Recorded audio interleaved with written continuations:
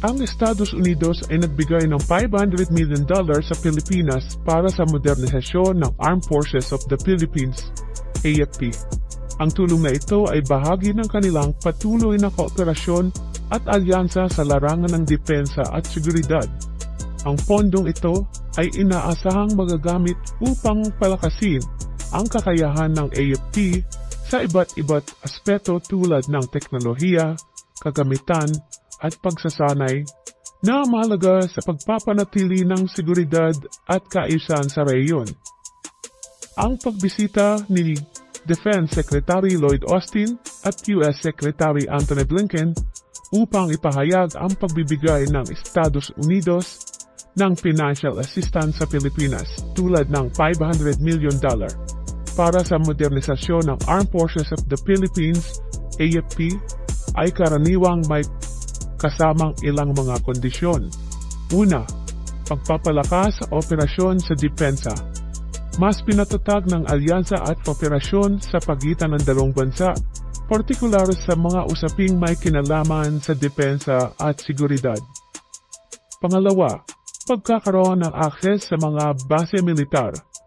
Maaari magkaroon ng kasunduan na nagbibigay pahintulot sa mga tropang Amerikano na gamitin ang ilang base militar sa Pilipinas para sa kanilang operasyon at pagsasanay at seguridad sa banta ng China sa Indo-Pacific. Ikatlo, pagpapatupad ng mga programang humanitarian at development. Suporta sa mga programang pang-humanitarian at pang-kaunlaran na isinusulong ng Estados Unidos sa loob ng Pilipinas. Ang mga kapalit na ito ay maaring magkaiba-iba depende sa kasunduan at negosasyon ng dalawang bansa. Ang reaksyon naman ng China sa pagitan ng pagbibigay ng Estados Unidos ng $500 million sa Pilipinas para sa modernisasyon ng Armed Forces of the Philippines, AFP, ay malamang na negatibo o may pag-aalala. Ilan sa mga posibleng pananaw ng China ay ang una, pag-aalala sa seguridad. Maaaring makita ng China ang tulong na ito bilang isang hakbang ng Estados Unidos upang palakasin ang kanyang impluwensya at presensya sa rehiyon ng Asia-Pasipiko, na maaaring makita bilang isang banta sa seguridad ng China.